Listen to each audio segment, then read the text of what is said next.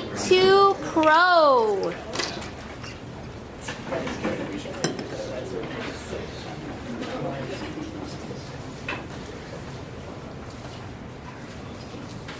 Human beings should have a right to their own body. To not allow someone who is in pain and suffering to have a choice on whether or not they continue living is cruel, especially when we have the advancements in medicine to let someone die peacefully and with dignity. People don't request for euthanasia for no reason. Those who wish to be euthanized are generally very unhappy with their quality of life, and the quality won't be improving, or the quality will get even worse. Source 3 shows that the majority of patients requesting physician-assisted suicide are experiencing weakness, they are tired, uncomfortable, have loss of function, are in pain, and 40% have unacceptable side effects of pain medication. In the case of Sarah Myers, who has Lou Gehrig's disease, she has to use a wheelchair and her arms are paralyzed, her breathing and talking are compromised, and though she can still swallow, she has to be fed. Source 4. This kind of life sounds painful to live every day, knowing it only gets worse. Imagine you have a little sickness like the stomach bug. You just lie in bed all day, and the food you usually enjoy makes you want to throw up. You can't participate or enjoy in any of the things that you usually would, and you try to remember what it's like to not feel sick. This is what people who request PAS are feeling, except for much, much worse and with many other horrible effects. And while a stomach bug only lasts 24 hours, there is no light at the end of the tunnel for these sufferers, and it is only fair to ease their pain upon their request. 1 minute, 27 seconds. Rebuttal. Physician-assisted suicide is not a natural death, and it's actually taking advantage of its patients with depression from illnesses and removing all hope and chance of recovery in those situations. And responding to what Zach said, animals are very different from humans and have shorter lifespans. And because families don't want to be paying like $20,000 to have their dog live an extra year, people often just go to putting them down. And additionally, physician-assisted suicide is a selfish option because usually people who are in terminally ill hospitals and things have families and people who care for them and want the best for them.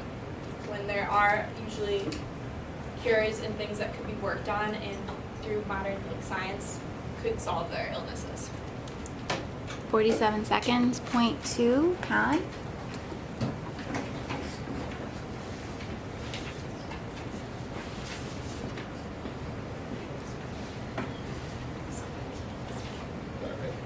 Trust is the firm belief in the reliability, truth, ability, or strength of someone or something. This trust is especially strong between a patient and their doctor. Without this trust, patients will not believe their doctors are trying to make them better and intentionally ruin their lives. The most fundamental part of a doctor-patient relationship is trust.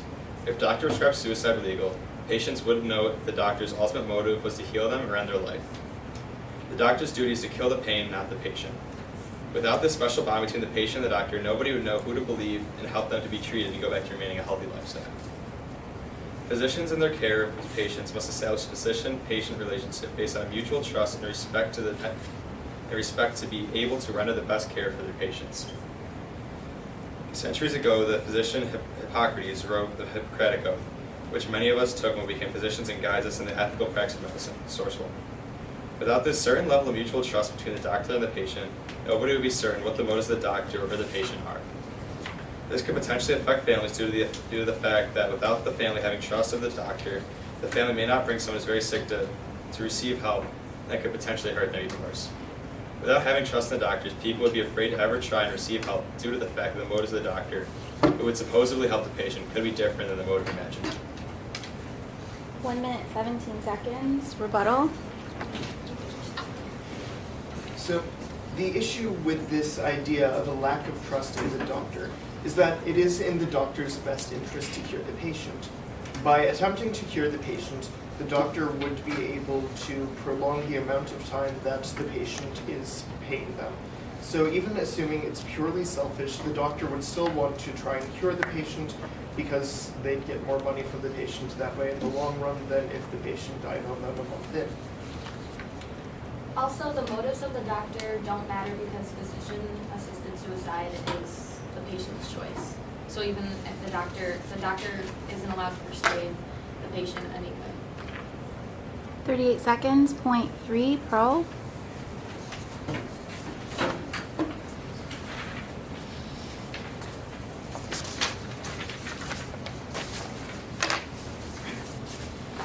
Physician-assisted suicide and other end-of-life decisions are difficult, and while this may seem extremely insensitive, the fact of the matter is that economic factors cannot be discounted.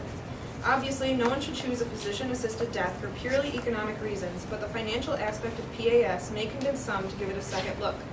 Healthcare premiums have leaped dramatically in the last decade, and some workers around the U.S. have gone on strike to protest the increased healthcare costs. In fact, there are near constant discussions in politics about how we can offer cheaper prescription drugs, health care for those without health insurance, and generally combat the cost. Therefore, whatever burden can be lifted should be dealt with swiftly and decisively. Continuing care for a dying patient for months is an enormous cost.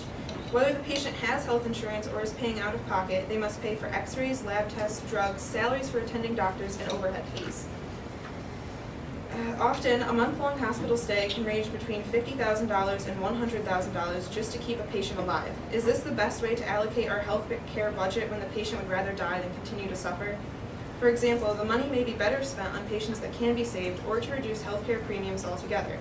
Additionally, most patients have a desire to leave their descendants with money to help them with pre-existing medical costs or their futures.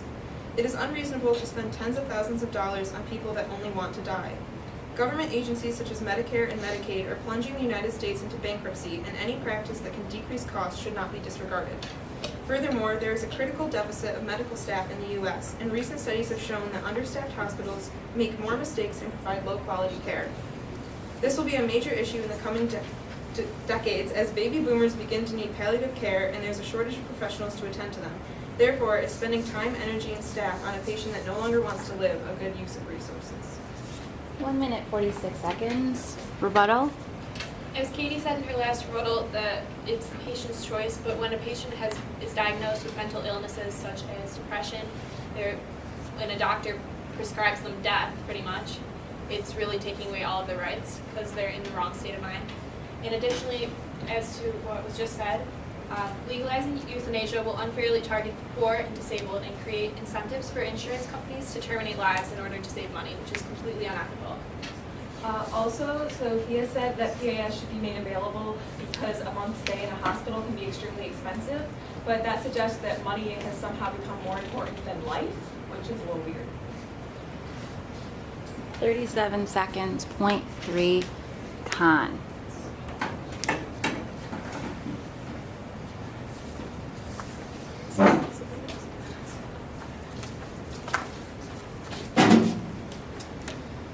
The true definition of unethical is when someone goes through with an action that is morally incorrect.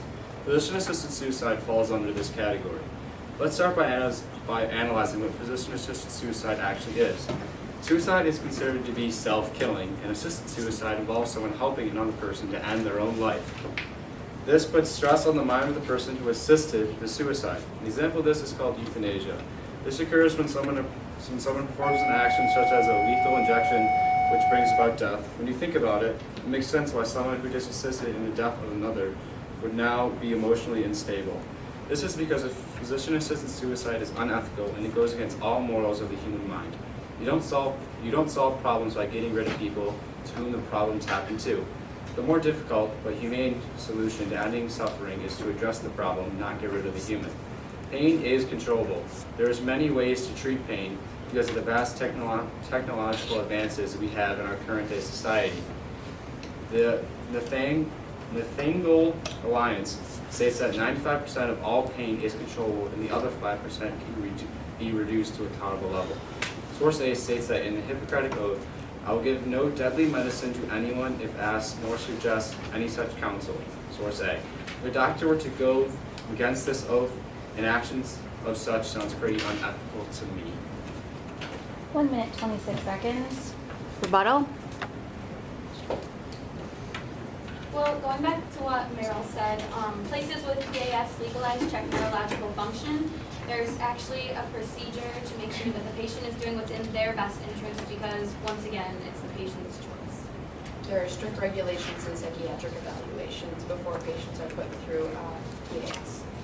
Finally, you keep on throwing around the idea that patients that are terminally ill are depressed when there have been countless studies that suggest only a little bit under 25% of patients are depressed. And wouldn't we be able to detect that depression through our modern technology that supposedly can midgetize this pain? Regarding Isabella's rebuttal, The idea that physician-assisted suicide would be an economic motivator wasn't originally brought up in this debate by our side. It in fact goes back to Meryl's point in her rebuttal about euthanasia. According to that argument, we euthanize pets not necessarily to end their suffering, but to save thousands of dollars in the year of taking care of them. It can cost 1 minute, sorry. Gotta cut you off. All right.